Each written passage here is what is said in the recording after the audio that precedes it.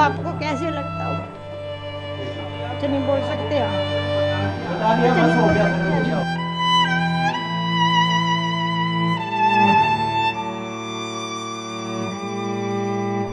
13 साल के दर्द, बेबसी, उम्मीद, इंतजार सबका आज अंत हो गया। 32 साल के हरीश राणा ने आज दिल्ली के एम्स में आखिरी सांस ली।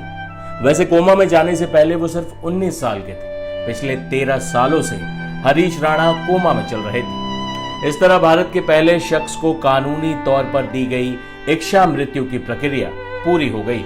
माता पिता की याचिका पर सुप्रीम कोर्ट ने इच्छा मृत्यु की अनुमति दी थी। इसके बाद उनको दिल्ली के एम्स ले जाया गया और फिर उनका लाइफ सपोर्ट सिस्टम चरणबद्ध तरीके से हटाया गया। इच्छा मृत्यु पाने वाले हरीश राणा उत्तर प्रदेश के गाजियाबाद के रहने वाले थे। वो चंडीगढ़ के पंजाब यूनिवर्सिटी में बीटेक की पढ़ाई कर रहे थे जब 20 अगस्त 2013 को वो छत से गिरते हैं। उनके पिता को फोन आया कि वो हॉस्टल की 4थी मंजिल से गिर गए हैं और कोमा में चले गए। हरीश के परिजनों ने चंडीगढ़ पीजीआई से लेकर एम्स और देश के तमाम बड़े अस्पतालों में उनका इलाज कराया, लेकिन कोई फायदा नहीं हुआ। डॉक्टरों ने पिता अशोक राणा को बताया कि सिर में चोट लगने से हरीश की दिमाग की नसें सूख गईं। इलाज के लिए माँ बाप ने घर तक भेज दिया, लेकिन हरीश कोमा से बाहर नहीं आए। आखिरकार 9 सालों बाद माँ बाप ने कलेजा कड़ा किया और उस फैसले तक पहुंचे जो किसी भी माँ बाप के लिए सबसे मुश्किल फैसला हो सकता है, अपने बेटे को विदा करने का फैसला, हमेशा हमेशा के लिए। गीता के श्लोक का अर्थ है कि जो जन्मा है उसकी मृत्यु निश्चित है और मृत्यु के बाद जन्म भी निश्चित है, इसलिए जो अनिवार्य है उस पर तुम्हें शोक नहीं करना चाहिए। गीता में एक और श्लोक है, न जायते म्रियते वा कदाचिन्नायम भूत्वा भविता वा ना भूय अजो नित्यम शाश्वतोऽयं पुराणो न हन्यते हन्यमाने शरीरे। यानी आत्मा न कभी जन्म लेती है न मरती, यह अजन्मा, नित्य, शाश्वत और पुरातन है। शरीर के नष्ट होने पर भी यह नष्ट नहीं होती। शायद भगवत गीता ही सहारा बनी होगी अपने कलेजे के टुकड़े को आखिरी विदाई देने वाले माँ बाप के लिए। कोमा में पड़े बेटे के पीछे अपनी सारी कमाई लौटाने के बाद माँ बाप के लिए यह फैसला करना कितना मुश्किल रहा होगा कि अब बेटे को विदा करने का वक्त आ गया है। सर्वशक्तिमान परमात्मा का धन्यवाद करता हूँ, जो आज जो हम करने जा रहे वो हुआ है, वो हम चाहते थे। ऐसे ही हमें न्यायाधीश टकरे जिन्होंने वो जजमेंट दी। 3 साल हो गए लड़ाई लड़ते हुए। कौन माता पिता अपना चाहता है कि अपने बेटे को ऐसे करे, परंतु हम चाहते कि जनहित में ऐसे पता नहीं हरीश जैसे कितने लोग पड़े हैं, उनका भी कल्याण हो। तो इसलिए ये मामला जो है चलता गया हाई कोर्ट से सुप्रीम कोर्ट में दोबारा अपील करी और आज हमें सफलता मिली है। हरीश राणा केस पहला ऐसा मामला है जिसमें सुप्रीम कोर्ट ने इच्छा मृत्यु की मंजूरी दी। आपको इस पूरे मामले की टाइमलाइन बताते हैं। 20 अगस्त 2013 में हॉस्टल की 4थी मंजिल से हरीश राणा गिरते हैं और कोमा में चले जाते हैं। 2022 में दिल्ली हाई कोर्ट में माता पिता ने इच्छा मृत्यु की याचिका दाखिल की। 2022 में हरीश राणा की याचिका दिल्ली हाई कोर्ट में दायर हुई। 2024 जुलाई में इच्छा मृत्यु की याचिका को हाई कोर्ट ने खारिज कर दिया। 2024 में हरीश राणा की इच्छा मृत्यु याचिका को लेकर मां बाप सुप्रीम कोर्ट पहुंचे। 15 जनवरी 2026 को सुप्रीम कोर्ट ने फैसला सुरक्षित रखा। 11 मार्च 2026 को सुप्रीम कोर्ट ने हरीश राणा की इच्छा मृत्यु याचिका मंजूर की। सुप्रीम कोर्ट ने सम्मानजनक अंतिम विदाई के निर्देश दिए। 24 मार्च 2026 को हरीश राणा ने दिल्ली के एम्स में अंतिम सांस ली।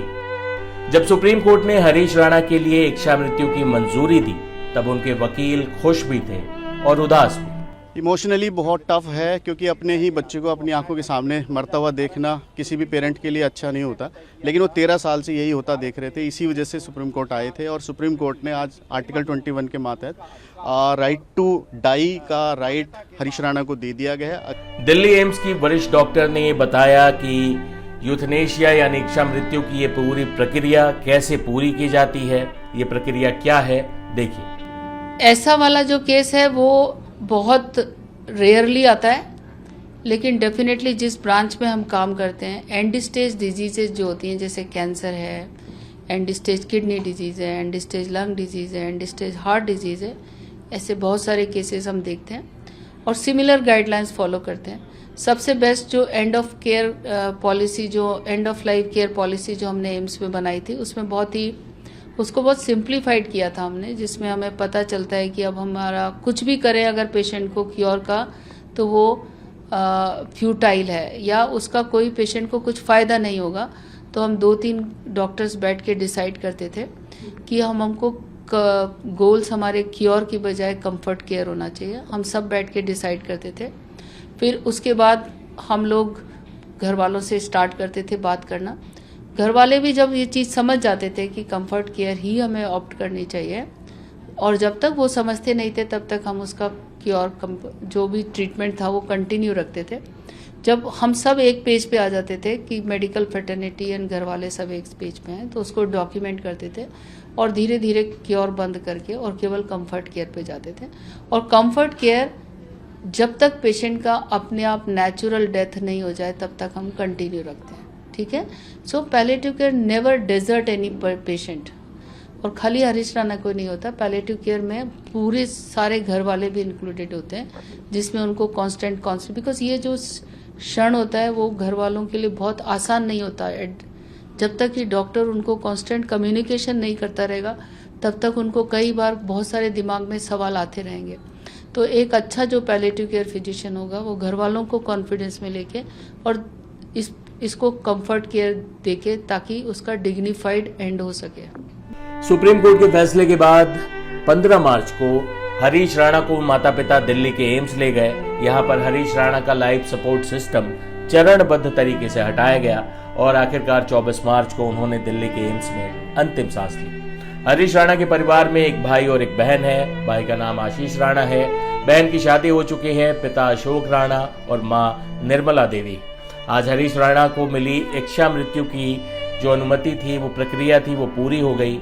लेकिन हरीश की अपनी तो इच्छा पिछले 13 सालों से वो बता ही नहीं पा रहे थे। इच्छा मृत्यु को लेकर तमाम तरह के तर्क, कुछ पक्ष में कुछ विपक्ष में। 13 सालों की जद्दोजहद के बाद हरीश राणा अब इस दुनिया में नहीं है। ये दुनिया जो उनके लिए पिछले 13 सालों में काफी सख्त थी। जाते जाते यही एक शेर याद आता है कि जो लोग मौत को जालिम करार देते हैं, खुदा मिलाए उन्हें जिंदगी के मानों से। और आखिर में आप बताइए कि आप इस फैसले के बारे में क्या सोचते हैं। ये देश का पहला ऐसा मामला है जहां इच्छा मृत्यु को मंजूरी दी गई और आज वो इच्छा मृत्यु की प्रक्रिया पूरी भी हो गई। आप जो भी अपनी राय रखते हैं हमें कमेंट बॉक्स में जरूर बताएं। अगले वीडियो में हम आपके कमेंट्स को शामिल करेंगे। आपको ये जानकारी दे रहे थे आदर्श शुक्ला। मुझे दीजिए इजाजत। धन्यवाद। जीरो हमने इन्वेंट किया, हमने बताया दुनिया को जहां योग है वहां रोग नहीं। सबसे पुरानी सभ्यता है हमारी। गुलामी से तो और देश भी लड़े भाई, पर आजादी के लिए अहिंसा का रास्ता बस हमारा था। अपने पसीने से जमीन सींचता किसान और घर में घुसकर मारने वाले जवान, बस इसी मिट्टी ने जने। इसके हाथ ने जब थामा जज्बा तो इतिहास रचे। कदम बढ़ाए तो चांद का वो हिस्सा चूमा भाई जहां कोई कभी नहीं पहुंचा। आज पूरी दुनिया में शान से लहरा रहा है तिरंगा, और इसके पीछे है गर्व से भरी अनगिनत कहानियां जो लिखी जा चुकी हैं और लिखी जा रही हैं, जिन्हें मैं सुनाऊंगा राष्ट्रगान रोज शाम 6:25 पर।